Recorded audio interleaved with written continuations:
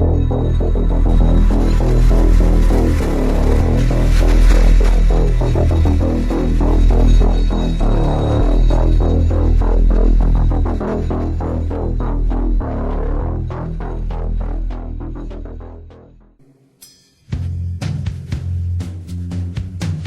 name is Nassim Sabs.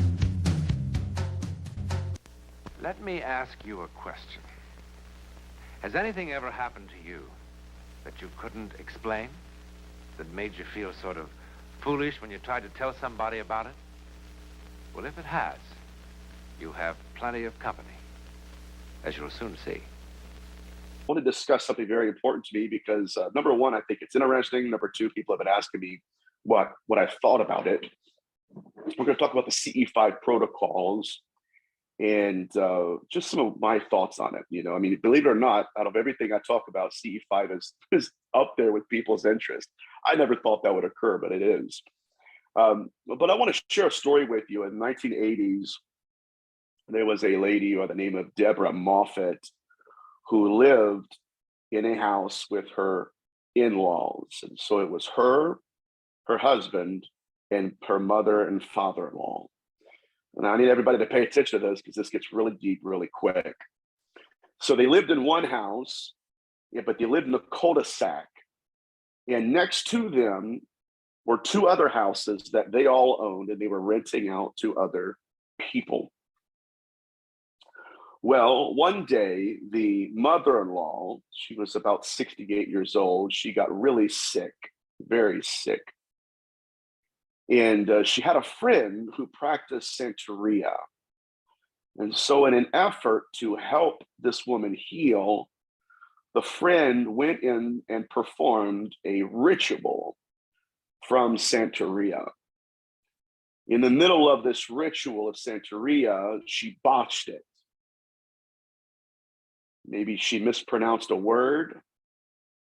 But whatever happened, she remembers vividly the fact that the ritual itself was broken. So the very next day, the family wakes up, walks into the bathroom, and an entity had taken a bar of soap and had written on the mirror. First thing it said was, "Talk to me."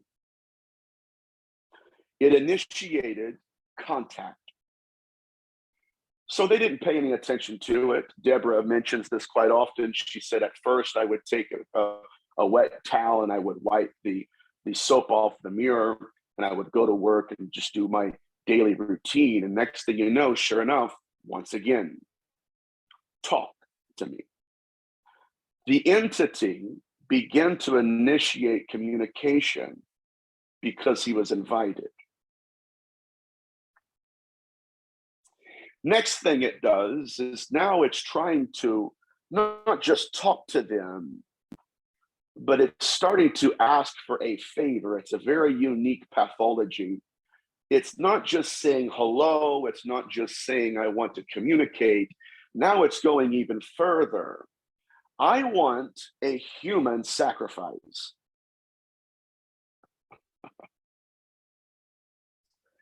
At first, Deborah didn't believe it. She couldn't believe it. She only shared it with her mother-in-law. They both talked about it, didn't understand what in the world's going on. They wiped the soap off. The next day, I told you, I want a sacrifice.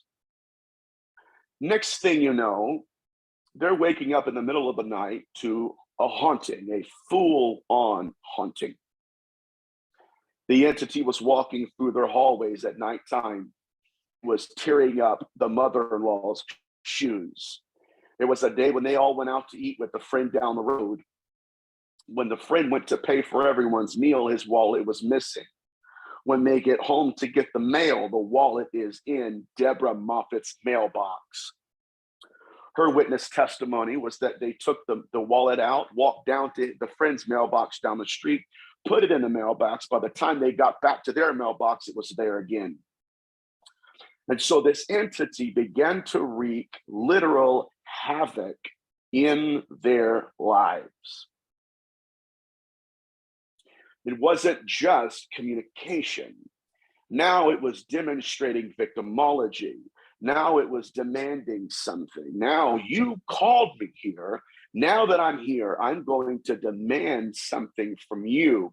And here's what I want. I want a blood sacrifice. And it even gave them on the mirror, and they have pictures of this, even gave them the specific ritual, how to perform it.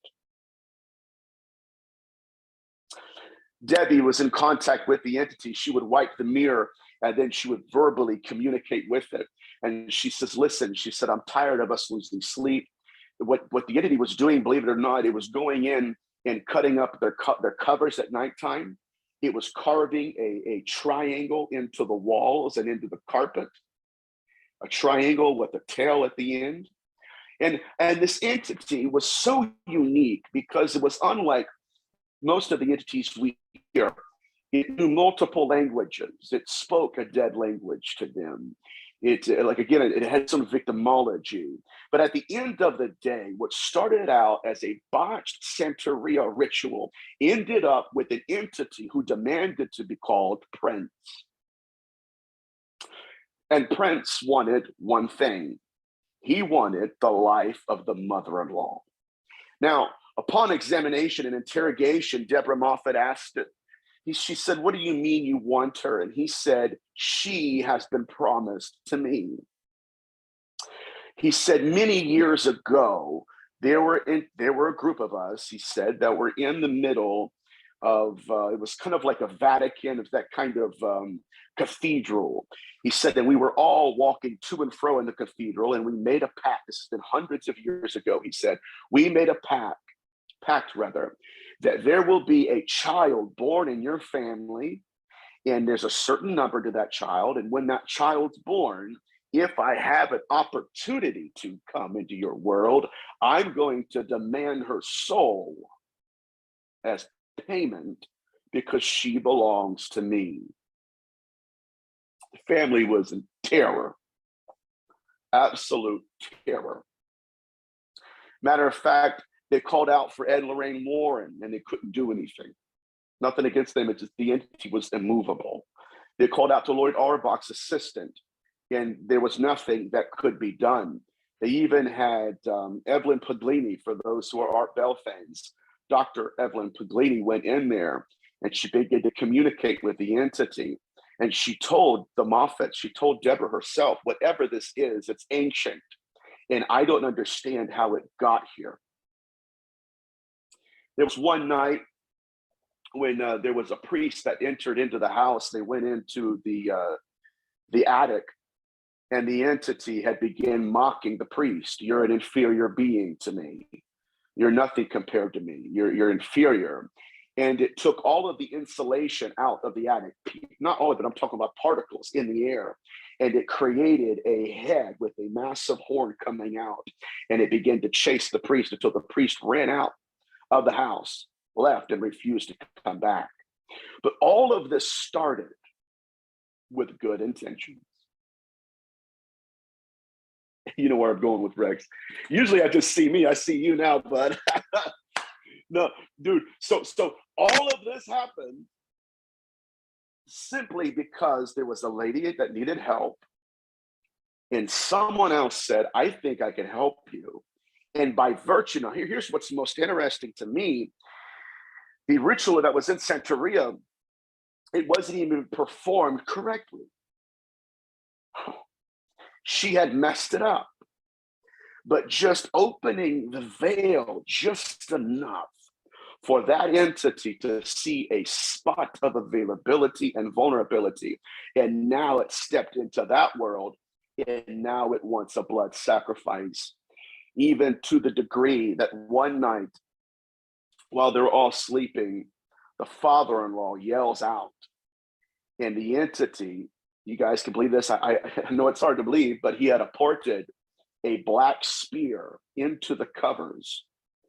And like every other apport, it was cold to the touch.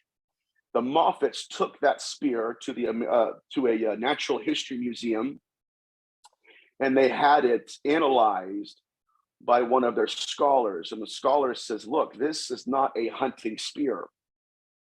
This is a sacrificial spear. It's 600 years old, and it was made somewhere in Africa. But he said, where did you get this from? Because there's only a few of these in the world. And she said, she tried to tell the story, but he didn't believe her. My point here tonight is that good intentions do not always produce good results.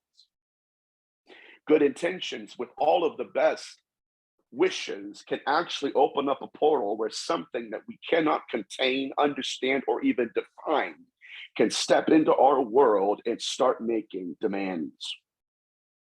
And so my point here tonight, and again, there have been many people that have commented on my shows and reached out to me because they know I kind of highlight the more malevolent case studies.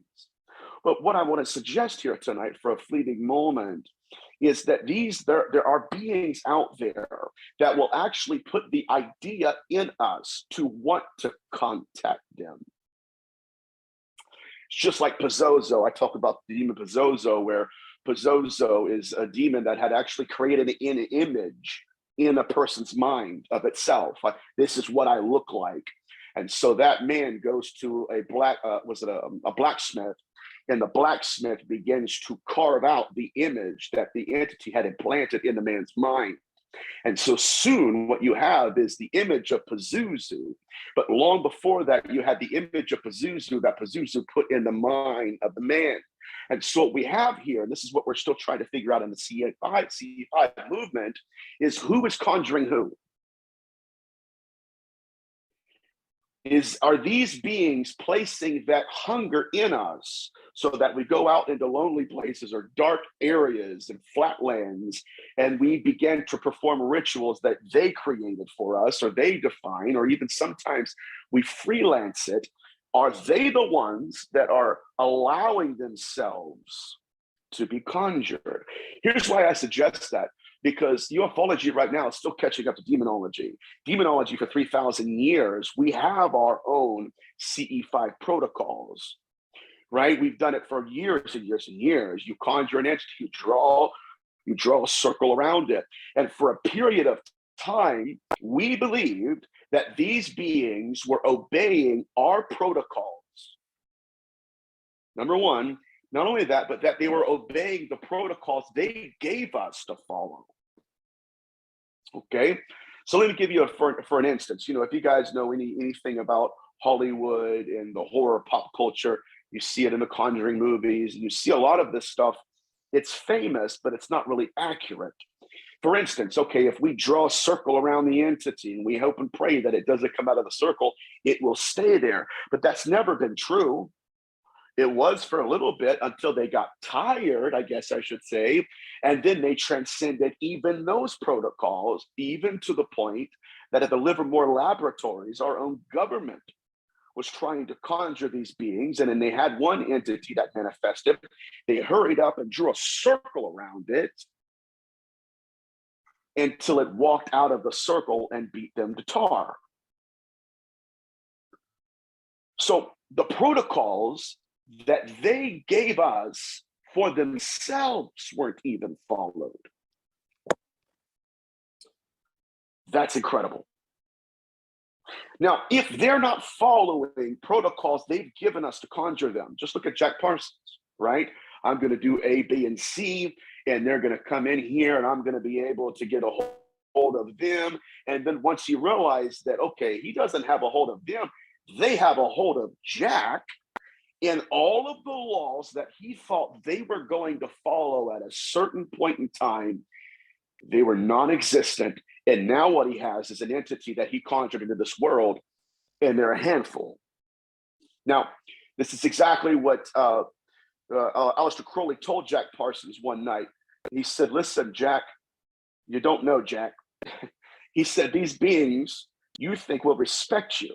He said, and I understand you have these different aspects and avenues of conjuring. He said, but let's say that once you're done with all of your liturgical rites, once you're done doing all of that and you actually have an entity in front of you, what are you going to do with it? Are you going to ask it questions, Jack? Or are you going to start conjuring more because it's already there?